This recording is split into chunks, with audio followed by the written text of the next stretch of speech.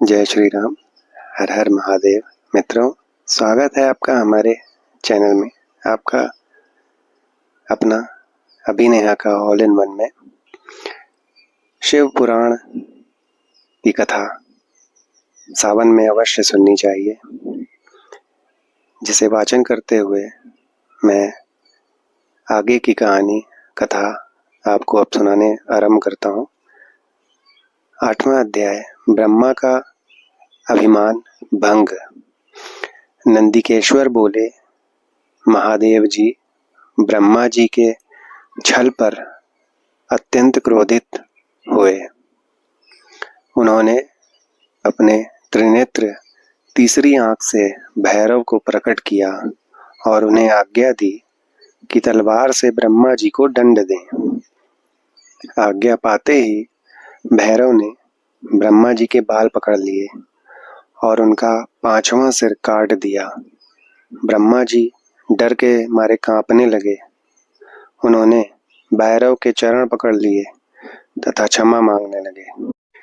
इसे देखकर विष्णु जी ने भगवान शिव से प्रार्थना की कि आपकी कृपा से ही ब्रह्मा जी को 5वां सिर मिला था, अतः आप इन्हें क्षमा कर दें। तब शिव जी की आज्ञा पाकर ब्रह्मा को भैरव ने छोड़ दिया। शिव जी ने कहा, तुमने प्रतिष्ठा और ईश्वरत्व को दिखाने के लिए छल किया है, इसलिए मैं तुम्हें शाप देता हूँ कि तुम सत्कार, स्थान व उत्सव से विहीन रहोगे। ब्रह्मा जी को अपनी गलती का पछतावा हो चुका था। उन्होंने भगवान शिव के चरण पकड़कर क्षमा मांगी और निवेदन किया कि वे उनका 5वां सिर पुनः प्रदान करें।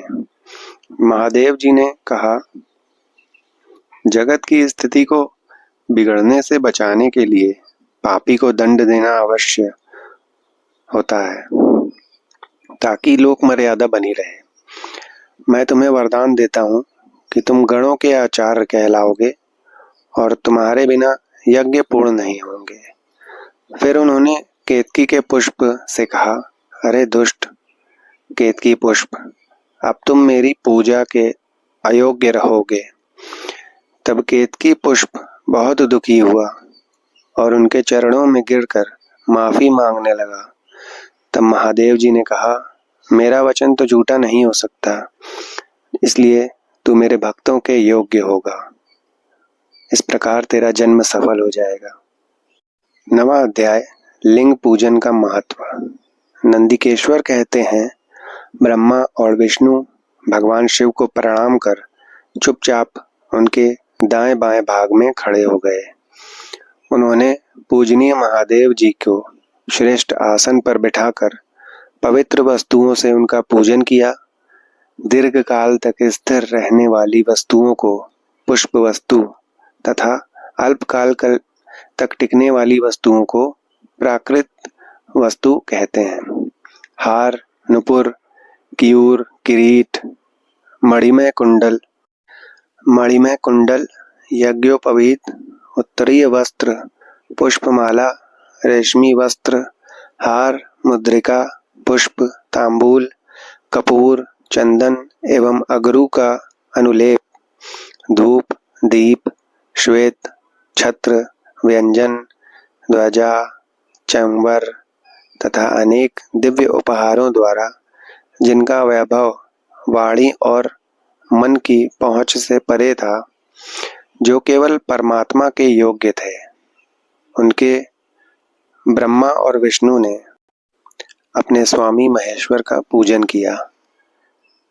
इससे प्रसन्न होकर भगवान शिव ने दोनों देवताओं से मुस्कुरा कर कहा, पुत्रों, आज तुम्हारे द्वारा की गई पूजा से मैं बहुत प्रसन्न हूँ। इसी कारण यह दिन परम पवित्र और महान होगा। यह तिथि शिवरात्रि के नाम से प्रसिद्ध होगी और मुझे परम प्रिय होगी।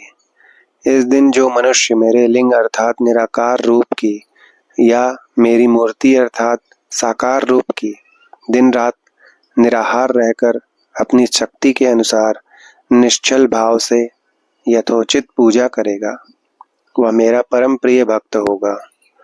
पूरे वर्ष भर निरंतर मेरी पूजा करने पर जो फल मिलता है वह फल शिवरात्रि को मेरा पूजन करके मनुष्य तत्काल प्राप्त कर लेता है। जैसे पूर्ण चंद्रमा का उदय समुद्र की वृद्धि का अवसर है, उसी प्रकार शिवरात्रि की तिथि मेरे धर्म की वृद्धि का समय है। इस तिथि को मेरी स्थापना का मंगलमय उत्सव होना चाहिए। मैं मार्गशीर्ष मास में आर्द्रा नक्षत्र से युक्त पूर्णमासी या प्रतिपदा को ज्योतिर्मय स्तंभ के रूप में प्रकट हुआ था। इस दिन जो भी मनुष्य पार्वती सहित मेरा दर्शन करता है या मेरी मूर्ति या लिंग की झांकी निकालता है, वह मेरे लिए कार्तिकेय से भी अधिक प्रिय है। इस दिन शुभ दिन मेरे दर्शन मात्र से पूरा फल प्राप्त होता है। यदि दर्शन के साथ मेरा पूजन भी किया जाए तो इतना अधिक फल प्राप्त होता है कि वाणी द्वारा उसका वर्णन नहीं किया जा सकता। लिंग रूप में प्रकट होकर मैं बहुत बड़ा हो गया था, अतः लिंग के कारण यह भूतल लिंग स्थान के नाम से प्रसिद्ध हुआ। जगत के लोग इसका दर्शन और पूजन कर सकें, इसके लिए यह अनादि और अनंत ज्योति स्तंभ या ज्योतिर्मय लिंग अत्यंत छोटा हो जाएगा। यह लिंग सब प्रकार के भोग सुलभ कराने वाला तथा भोग और मोक्ष का एकमात्र साधन है। इसका दर्शन, स्पर्श और ध्यान प्राणियों को जन्म और मृत्यु के कष्ट से छुड़ाने वाला है। शिवलिंग के यहाँ प्रकट होने के कारण यह स्थान अरुणाचल नाम से प्रसिद्ध होगा तथा यहाँ बड़े बड़े तीर्थ प्रकट होंगे। इस स्थान पर रहने या मरने वाले जीवों को मोक्ष प्राप्त होगा। मेरे दो रूप हैं, साकार और निराकार। पहले मैं स्तंभ रूप में प्रकट हुआ, फिर अपने साक्षात रूप में। ब्रह्म भाव मेरा निराकार रूप है तथा महेश्वर भाव मेरा साक्षात रूप है। ये दोनों ही मेरे सिद्ध रूप हैं। मैं ही परब्रह्म परमात्मा हूँ। जीवों पर अनुग्रह करना मेरा कार्य है। मैं जगत की वृद्धि करने वाला होने के कारण ब्रह्म कहलाता हूँ। सर्वत्र स्थित होने के कारण मैं ही सबकी आत्मा हूँ। सर्ग से लेकर अनुग्रह तक जो जगत संबंधी 5 कृत्य हैं वे सदा ही मेरे हैं। मेरी ब्रह्म रूपता का बोध कराने के लिए पहले लिंग प्रकट हुआ, फिर अज्ञात ईश्वरत्व का साक्षात कराने के लिए मैं जगदीश्वर रूप में प्रकट हो गया। मेरा सकल रूप मेरे ईशत्व का और निष्कल रूप मेरे ब्रह्म स्वरूप का बोध कराता है। मेरा लिंग मेरा स्वरूप है और मेरे सामीप्य की प्राप्ति कराने वाला है। मेरे लिंग की स्थापना करने वाले मेरे उपासक को मेरी समानता की प्राप्ति हो जाती है तथा मेरे साथ एकत्व का अनुभव करता हुआ संसार सागर से मुक्त हो जाता है। वह जीते जी परम आनंद की अनुभूति करता हुआ शरीर का त्याग कर शिवलोक को प्राप्त होता है, अर्थात मेरा ही स्वरूप हो जाता है। मूर्ति की स्थापना लिंग की अपेक्षा गौड़ है। यह उन भक्तों के लिए है जो शिव तत्व के अनुशीलन में सक्षम नहीं है। 10वां अध्याय प्रणव एवं पंचाक्षर मंत्र की महत्ता। ब्रह्मा और विष्णु ने पूछा, प्रभु, सृष्टि आदि 5 कृत्यों के लक्षण क्या हैं? यह हम दोनों को बताइए। भगवान शिव बोले, मेरे कर्तव्यों को समझना अत्यंत गहन है, तथापि मैं कृपा पूर्वक तुम्हें बता रहा हूँ। सृष्टि, पालन, संहार, तिरोभाव और अनुग्रह मेरे जगत संबंधी 5 कार्य हैं जो नित्य सिद्ध हैं। संसार की रचना का आरंभ सृष्टि कहलाता है। मुझसे पालित होकर सृष्टि का सुस्थिर रहना उसका पालन है, उसका विनाश ही संहार है। प्राणों को उत्क्रमण को तिरोभाव कहते हैं। इन सबसे छुटकारा मिल जाना ही मेरा अनुग्रह अर्थात मोक्ष है। ये मेरे 5 कृत्य हैं। सृष्टि आदि 4 कृत्य संसार का विस्तार करने वाले हैं। 5वां कृत्य मोक्ष का है। मेरे भक्तजन इन 5 कार्यों को 5 भूतों में देखते हैं। सृष्टि धरती पर, स्थिति जल में, संहार अग्नि में, तिरोभाव वायु में और अनुग्रह आकाश में स्थित है। पृथ्वी से सबकी सृष्टि होती है, जल से वृद्धि होती है, आग सबको जला देती है, वायु एक स्थान से दूसरे स्थान पर ले जाती है और आकाश सबको अनुग्रहित करता है। इन 5 कृत्यों का भार वहन करने के लिए ही मेरे 5 मुख हैं। 4 दिशाओं में 4 मुख और इनके बीच में 5वां मुख है। पुत्रों, तुम दोनों ने मुझे तपस्या से प्रसन्न कर सृष्टि और पालन 2 कार्य प्राप्त किए हैं। इसी प्रकार मेरी विभूति स्वरूप रुद्र और महेश्वर ने संहार और तिरोभाव कार्य मुझसे प्राप्त किए हैं, परंतु मोक्ष मैं स्वयं प्रदान करता हूँ। मैंने पूर्व काल में अपने स्वरूप भूत मंत्र का उपदेश किया है, जो ओंकार रूप में प्रसिद्ध है। ये मंगलकारी मंत्र है। सर्वप्रथम मेरे मुख से ओंकार ओम प्रकट हुआ, जो मेरे स्वरूप का बोध कराता है। इसका स्मरण निरंतर करने से मेरा ही सदा स्मरण होता है।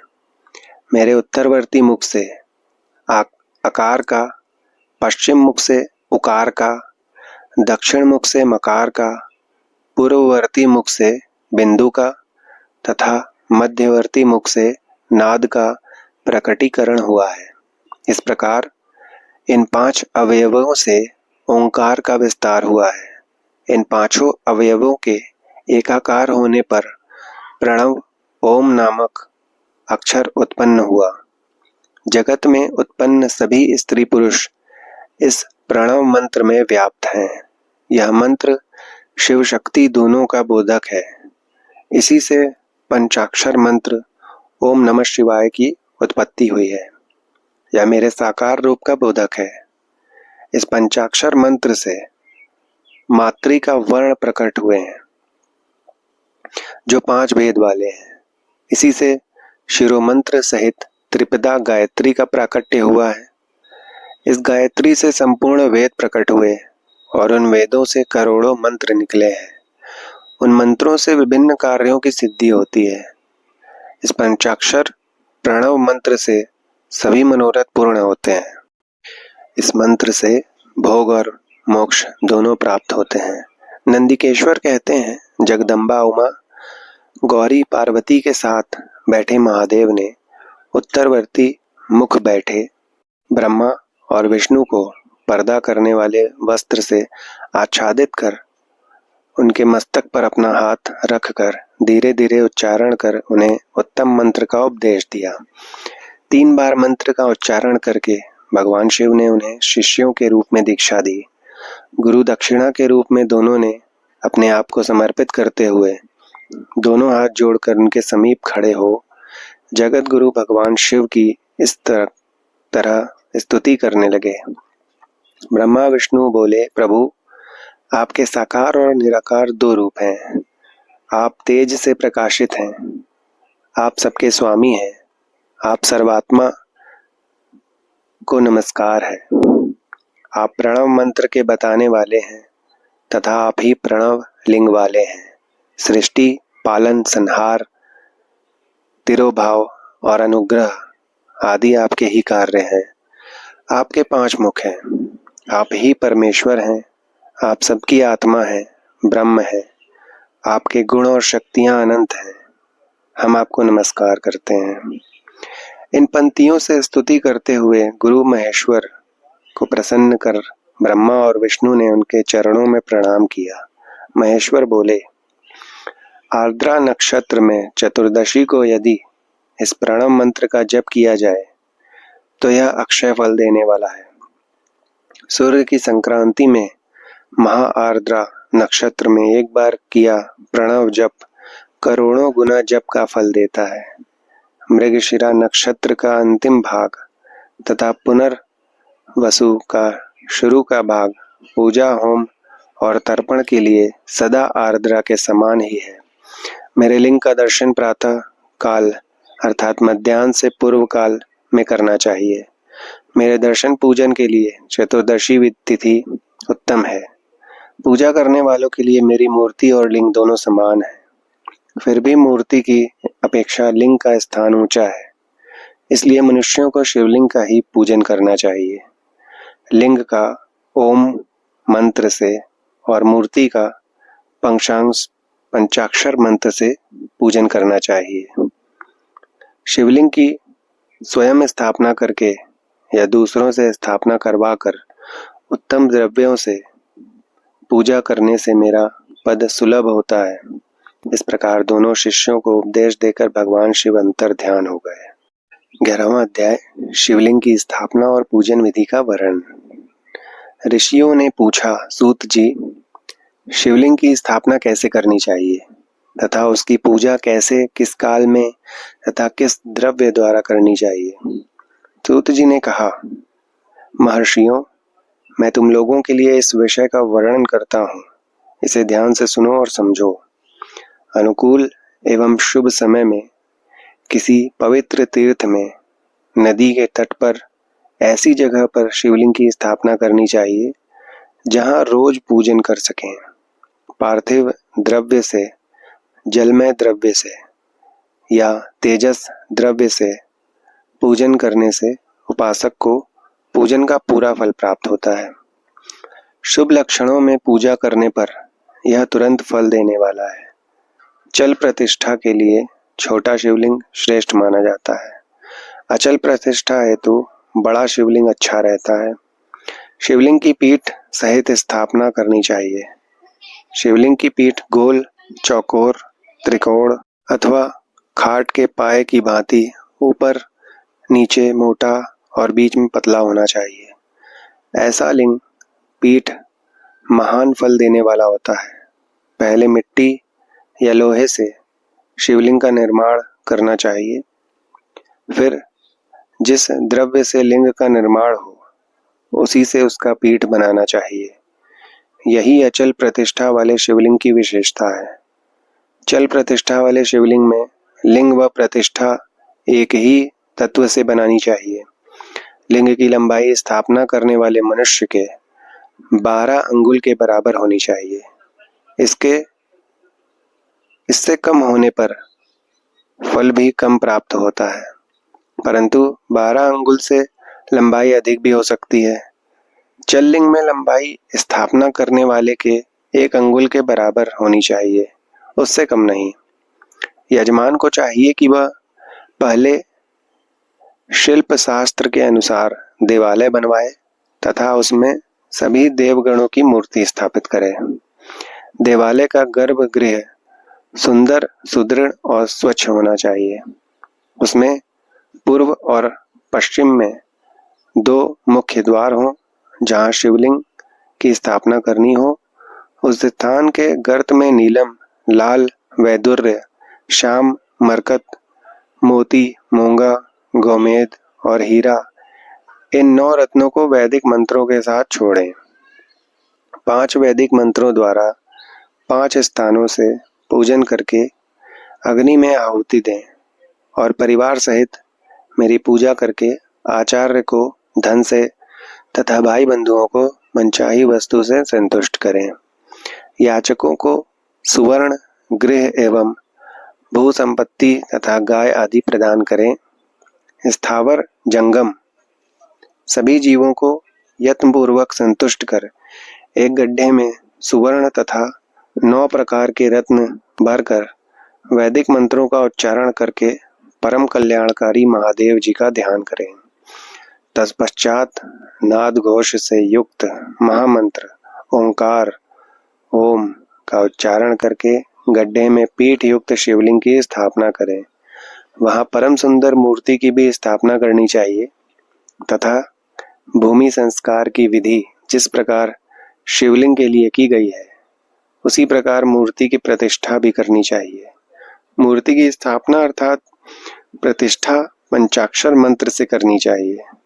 मूर्ति को बाहर से भी लिया जा सकता है, परंतु वह साधु पुरुषों द्वारा पूजित हो। इस प्रकार शिवलिंग व मूर्ति द्वारा की गई महादेव की पूजा शिव पद प्रदान करने वाली है। स्थावर और जंगम से लिंग भी दो तरह का हो गया है। वृक्षलता आदि को स्थावर लिंग कहते हैं और कृमि कीट आदि को जंगम लिंग। स्थावर लिंग को सींचना चाहिए, जंगम लिंग को आहार एवं जल देकर तृप्त करना चाहिए। यो चराचर जीवों को भगवान शिव का प्रतीक मानकर उनका पूजन करना चाहिए। इस तरह महालिंग की स्थापना करके विविध उपचारों द्वारा उसका रोज पूजन करें तथा देवालय के पास ध्वजारोहण करें। शिवलिंग साक्षात शिव का पद प्रदान करने वाला है। आवाहन, आसन, अर्घ्य, पाद्य, पाद्यांग, आचमन, स्नान, वस्त्र, यज्ञोपवीत, गंध, पुष्प, धूप, दीप, नैवेद्य, तांबुल, समर्पण, नीराजन, नमस्कार और विसर्जन, ये 16 उपचार हैं। इनके द्वारा पूजन करें। इस तरह किया गया भगवान शिव का पूजन शिव पद की प्राप्ति कराने वाला है। सभी शिवलिंगों की स्थापना के उपरांत, चाहे वे मनुष्य द्वारा स्थापित, ऋषियों या देवताओं द्वारा या अपने आप प्रकट हुए हों, सभी का उपयुक्त विधि से पूजन करना चाहिए, तभी फल प्राप्त होता है। उसकी परिक्रमा और नमस्कार करने से शिव पद की प्राप्ति होती है। शिवलिंग का नियम पूर्वक दर्शन भी कल्याणकारी होता है। मिट्टी, आटा, गाय के गोबर, फूल, कनेर पुष्प, फल, गुड़, मक्खन, भस्म या अन्न से शिवलिंग बनाकर प्रतिदिन पूजन करें तथा प्रतिदिन 10,000 प्रणव मंत्रों का जाप करें या दोनों संध्याओं के समय 1 सहस्त्र प्रणव मंत्रों का जाप करें। इससे भी शिव पद की प्राप्ति होती है। जप काल में प्रणव मंत्र का उच्चारण मन की शुद्धि करता है। नाद और बिंदु से युक्त ओंकार को कुछ विद्वान समान प्रणव कहते हैं। प्रतिदिन 10,000 पंचाक्षर मंत्र का जाप या दोनों संध्याओं को 1 सहस्त्र मंत्र का जाप शिव पद की प्राप्ति कराने वाला है। सभी ब्राह्मणों के लिए प्रणव से युक्त पंचाक्षर मंत्र अति फलदायक है। कलश से किया स्नान, मंत्र की दीक्षा, मातृकाओं का न्यास, सत्य से पवित्र अंतःकरण ब्राह्मण तथा ज्ञानी गुरु सभी को उत्तम माना गया है। पंचाक्षर मंत्र का 5 करोड़ जाप करने से मनुष्य भगवान शिव के समान हो जाता है।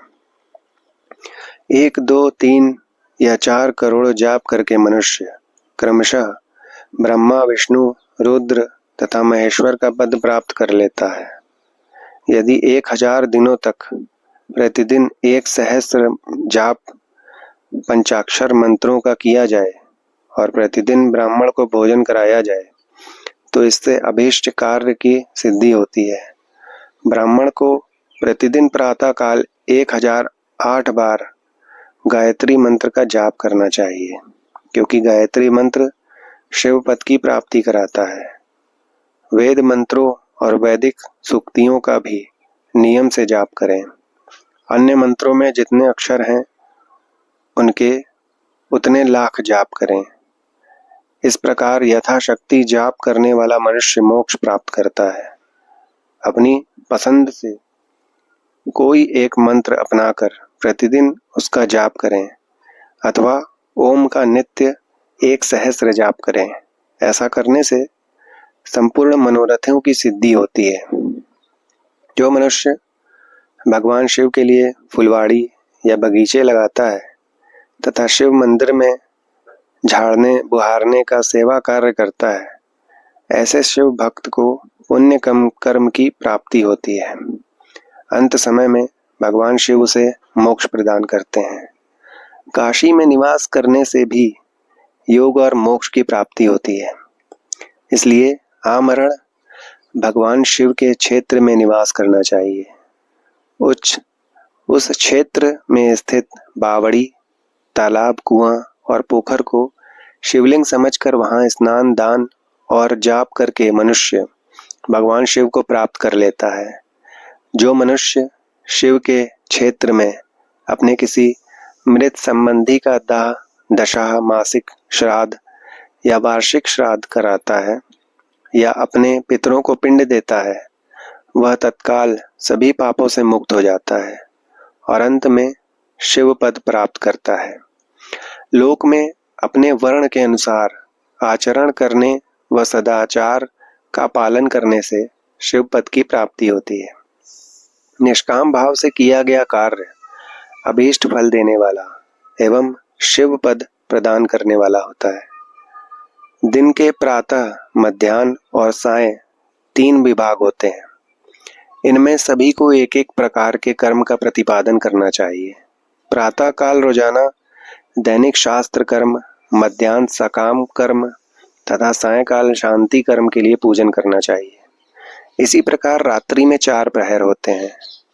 उनमें से बीच के 2 प्रहर निशीथ काल कहलाते हैं। इसी काल में पूजा करनी चाहिए क्योंकि ये पूजा अभिष्ट फल देने वाली है। कलयुग में कर्म द्वारा ही फल की सिद्धि होगी।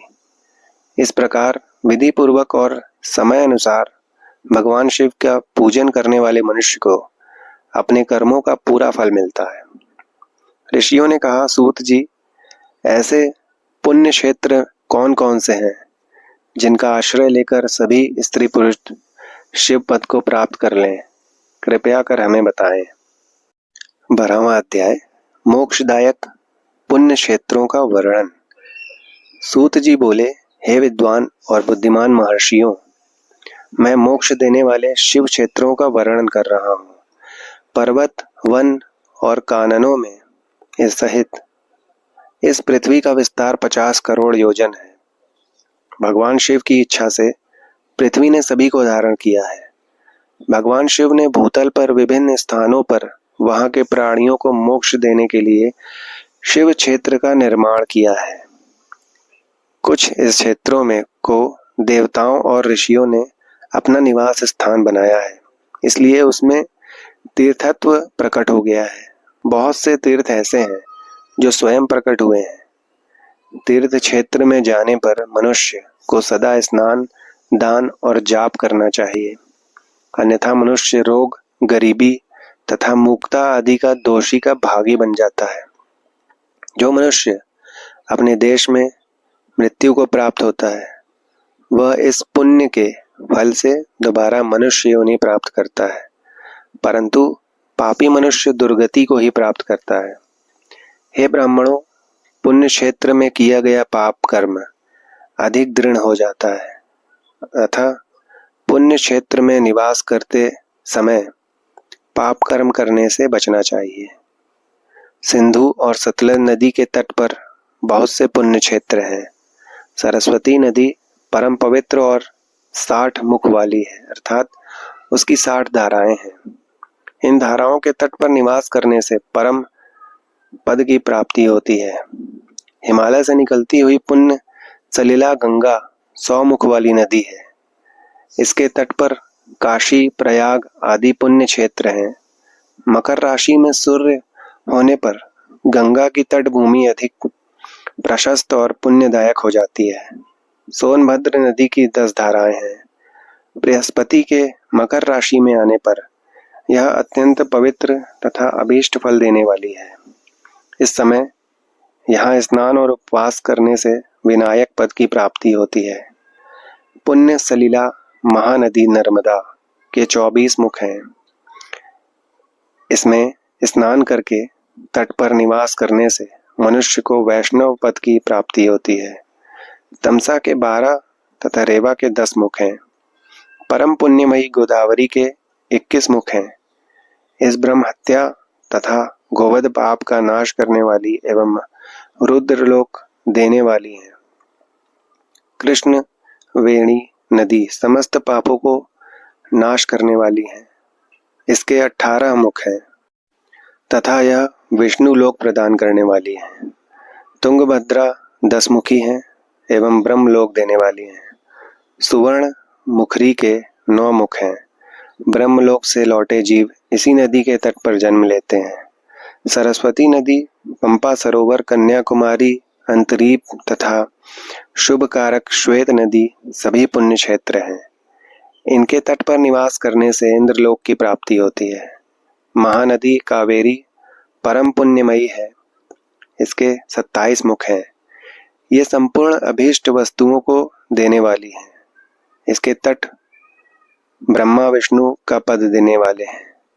कावेरी के जो तट शैव क्षेत्र के अंतर्गत हैं, वे अभीष्ट फल तथा शिवलोक प्रदान करने वाले हैं।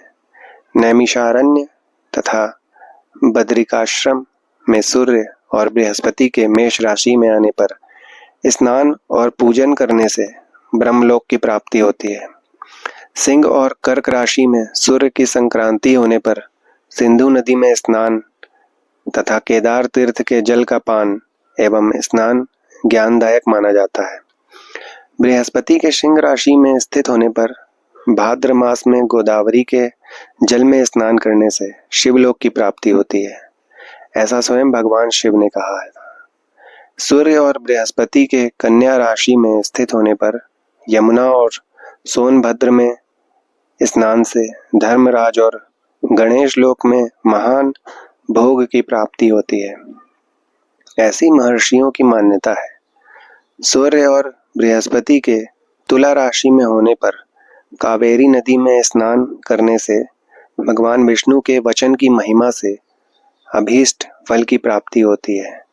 मार्गशीर्ष माह में सूर्य और बृहस्पति के वृश्चिक राशि में आने पर नर्मदा में स्नान करने से विष्णु पद की प्राप्ति होती है।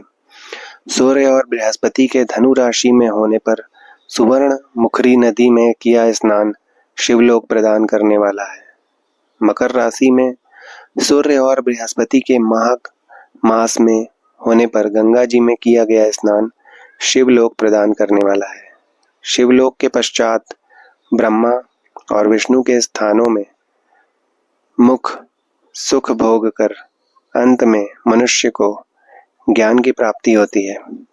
माघ मास में सूर्य के कुंभ राशि में होने पर फाल्गुन मास में गंगा तट पर किया श्राद्ध, पिंडदान या तिलोदक दान पिता और नाना दोनों कुलों के पितरों की अनेकों पीढ़ियों का उद्धार करने वाला है।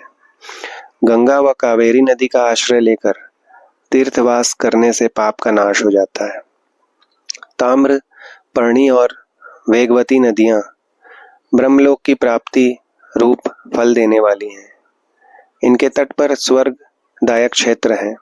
इन नदियों के मध्य में बहुत से पुण्य क्षेत्र हैं, जहां निवास करने वाला मनुष्य अभीष्ट फल का भागी होता है। सदाचार, उत्तम वृत्ति तथा सद्भावना के साथ मन में दया भाव रखते हुए विद्वान पुरुष को तीर्थ में निवास करना चाहिए, अन्यथा उसे फल नहीं मिलता। पुण्य क्षेत्र में जीवन बिताने का निश्चय करने पर तथा वास करने पर पहले का सारा पाप तत्काल नष्ट हो जाएगा, क्योंकि पुण्य को ऐश्वर्यदायक कहा जाता है। हे ब्राह्मणों, तीर्थ में वास करने पर उत्पन्न पुण्य कायिक, वांचिक और मानसिक सभी पापों का नाश कर देता है। तीर्थ में किया मानसिक पाप कई कल्पों तक पीछा नहीं छोड़ता, यह केवल ध्यान से ही नष्ट होता है। वाचिक पाप जाप से तथा कायिक पाप शरीर को सुखाने जैसे कठोर तप से नष्ट होता है। अतः सुख चाहने वाले पुरुष को देवताओं की पूजा करते हुए और ब्राह्मणों को दान देते हुए पाप से बचकर ही तीर्थ में निवास करना चाहिए। धन्यवाद मित्रों। अगर आपको यह कथा अच्छी लगी हो तो इस वीडियो को लाइक करिए, चैनल को सब्सक्राइब करिए और शेयर अवश्य करिए। हर हर महादेव मित्रों। आगे की कथा अगले अध्याय में सुनिएगा। धन्यवाद।